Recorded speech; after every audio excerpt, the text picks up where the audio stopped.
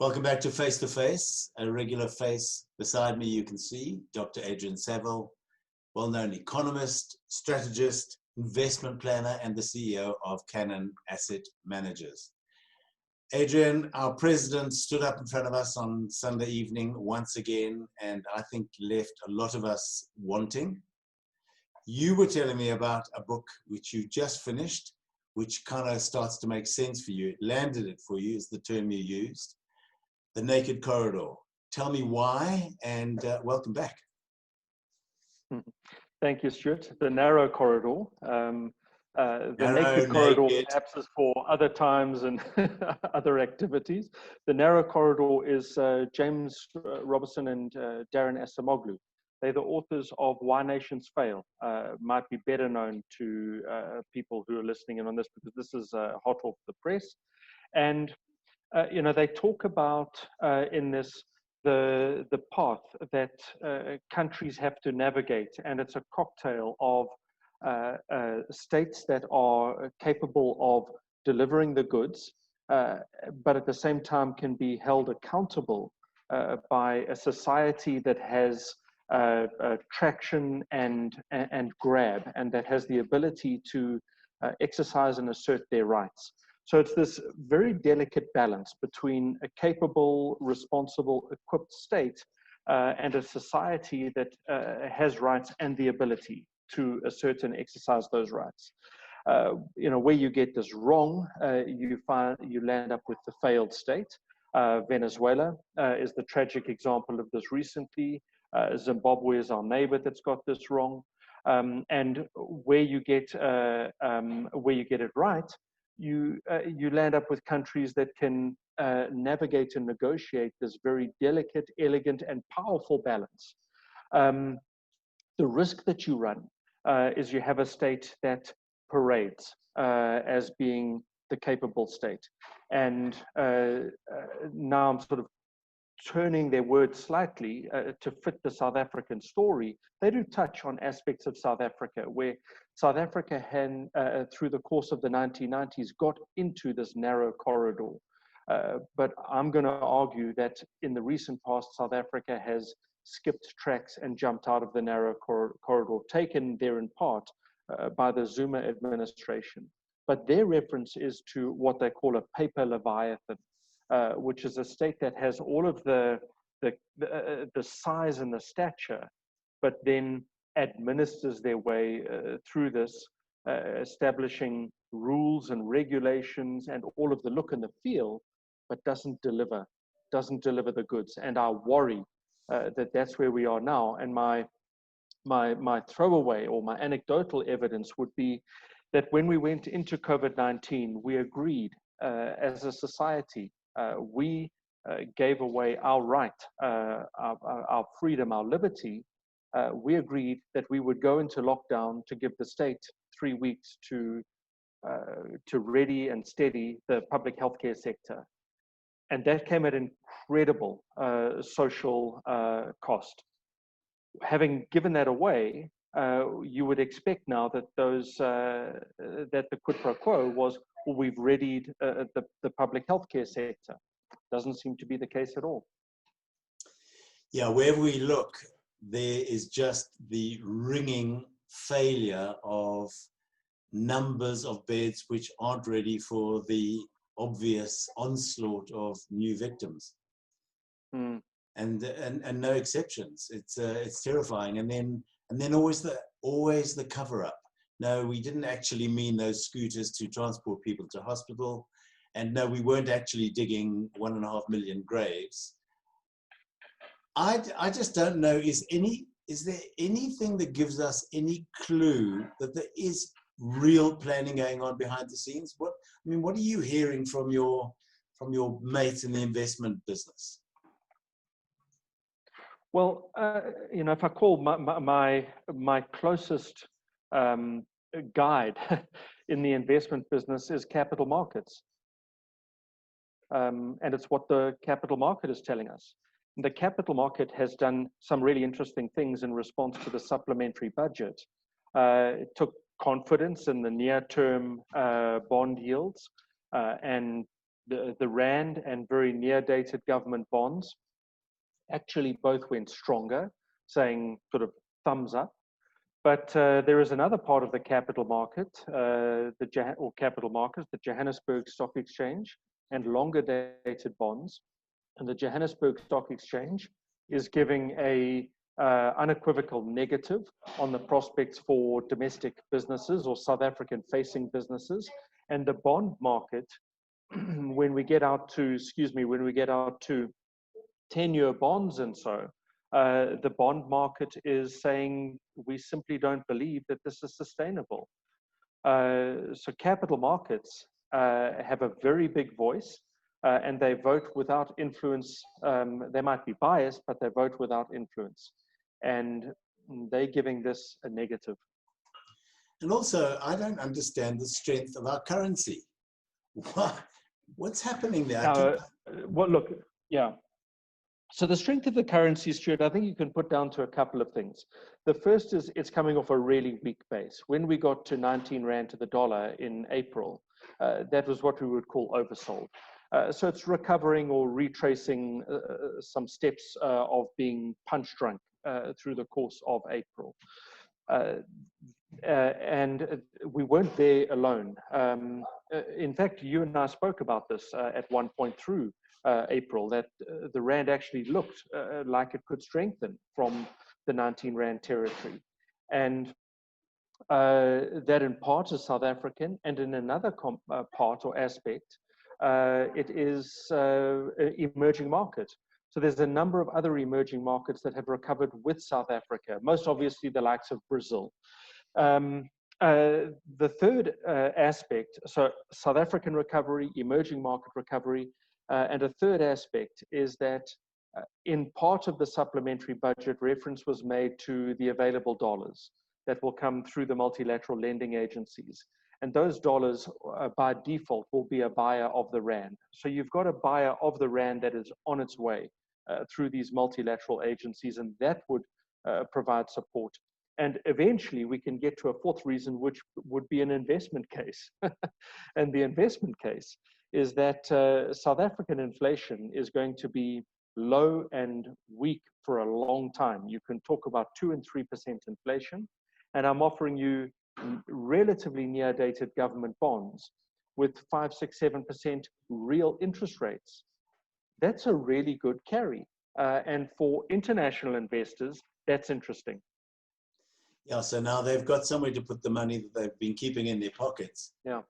But what's happening within our borders? What's actually going on? That's what terrifies us. I mean, you know, I keep hearing about, well, what's the point of us paying municipalities anymore? They've got underqualified bookkeepers running them. They've got, they're almost without exception, they've failed their audit approval. They are, you know, why should we keep paying? Why should we keep paying tax when we don't see anything positive coming out of it?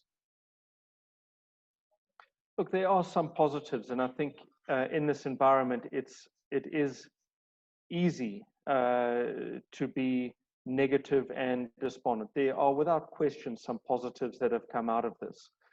If just one positive is that we've got better information on what's going on in the circumstance, and there are aspects of state, for instance, that have handled this impeccably. There are businesses that have shown extraordinary leadership and superb executive capability in very, very difficult circumstances.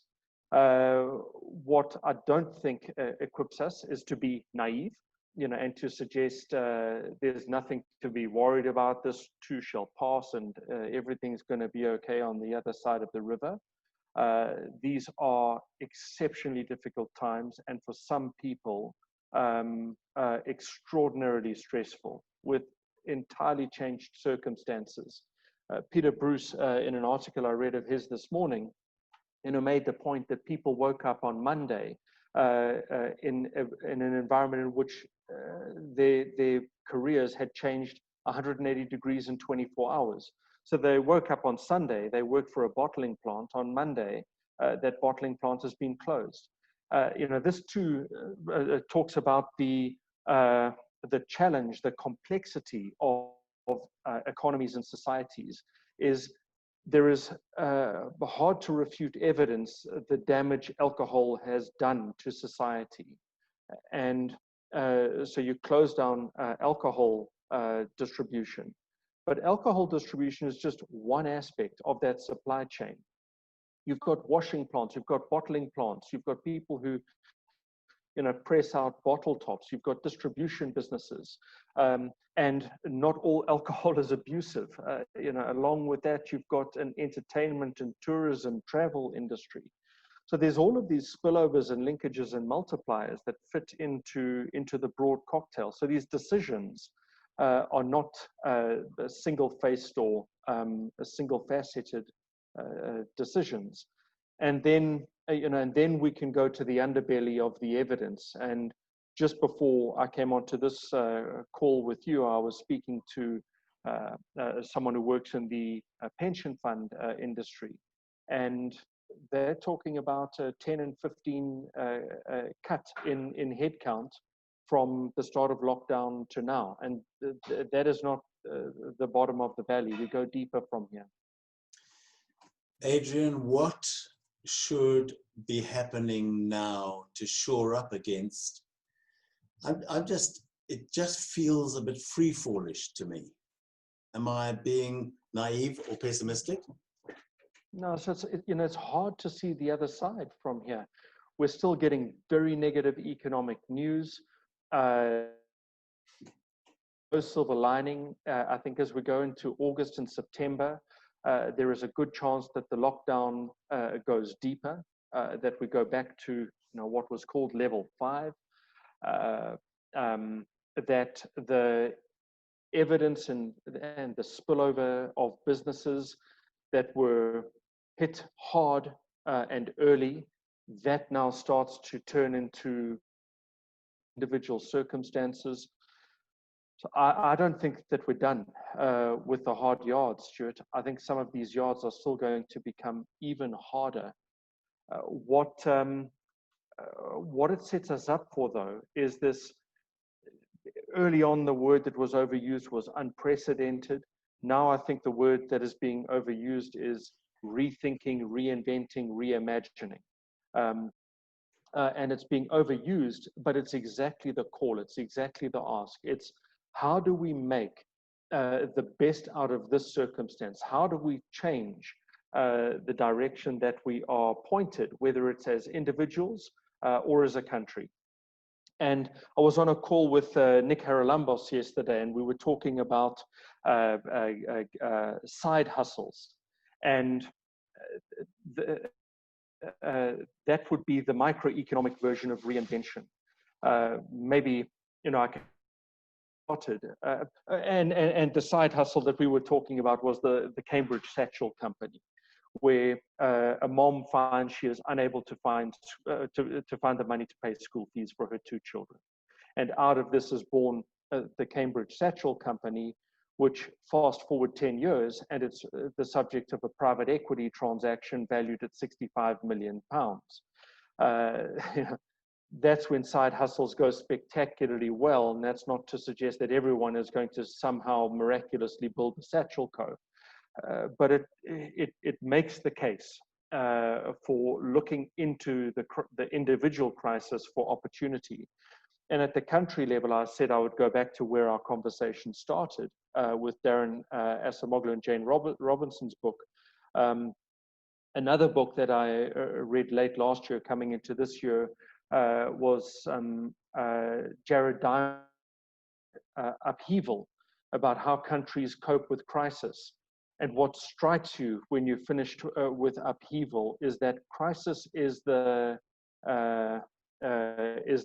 birthplace of renewal and reformation. Crisis doesn't guarantee that you will get stronger, but crisis is a good place to start. Yeah, it's that whole getting uncomfortable, how good that is for growth. In the conversation you were having with us and Liberty a week or so ago, you were talking about the transformational leaders. if you're talking to the guys at the top, the guys on their way to the top, the guys not sure if they're going to get to the top, what do they need to be doing to carry their team, to redirect their team, to re-advise their team, to shore up their teams? In working with executives and helping them think around strategy and how do we change the direction of travel, how do we change the speed of the boat, we've sprung leaks or there's waves coming over the sides, what do we do? There's three sort of go-to places for me, and they're all about the stories of others thriving in crisis or thriving against the odds. One of my favorite stories is the boxing analogy from Muhammad Ali, where the odds against him in the Rumble in the Jungle were, this number is not made up, bookmakers had him at 10-1. And in boxing, at 3-1, you stay in bed. And he goes into this inhospitable environment, 95% humidity, 5 a.m., he's up against George Foreman. George Foreman is 10 years younger than him. The two people that Foreman has most recently beaten are the two people who have career wins against Ali. I mean, everything says Ali should lose. And he interprets the circumstance. He translates the circumstance impeccably. The other is from Iwo Jima, where the US Army took what were extraordinary circumstances, inhospitable circumstances, where you are almost doomed to fail, and they turn it to victory. And the Iwo Jima story is made famous by the raising of the flag on the top of that island.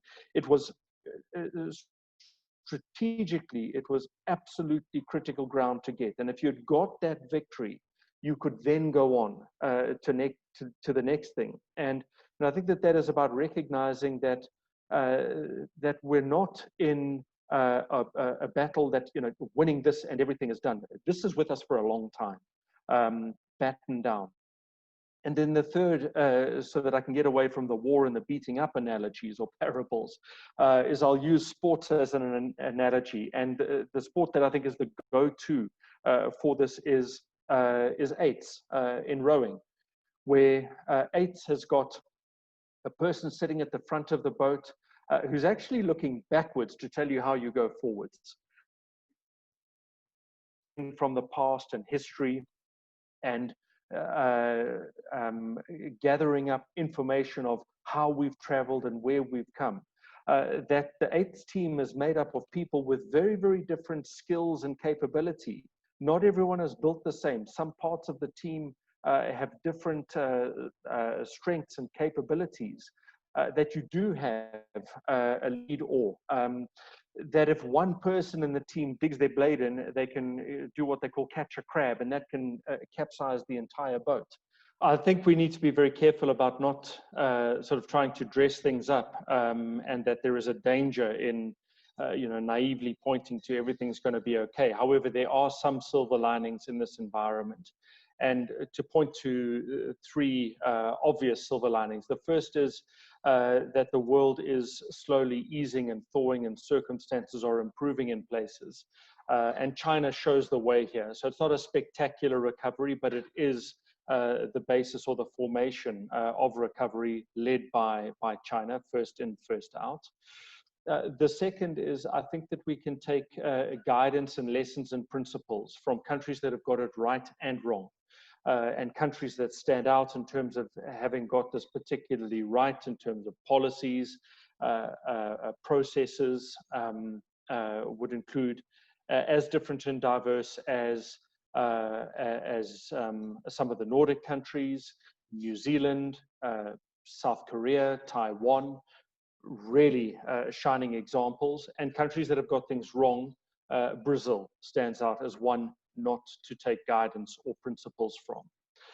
And then a third aspect is that domestically, we are getting some things right. And at long last, we've got some evidence of prosecutions on the VBS case. And we don't want to be distracted in this environment. It's easy for us to be diverted from important institutional principles. And if we then go back again to where we started with James Robertson and Darren Acemoglu, and they talk about the narrow corridor, getting these institutions right, which represent civil liberties and hold society and the state to account, then that VBS move by the National Prosecuting Authority is a small but important step in a very, very difficult environment. And of course, the naysayers will say, yeah, but why did the guys end up back on the National Executive Council? Well, that's a different question for a different time. But yeah, we must count the pluses. Indeed. Adrian Saville, thank you so much for joining me once again, and we'll catch up again soon. Thank you, Stuart. Thanks.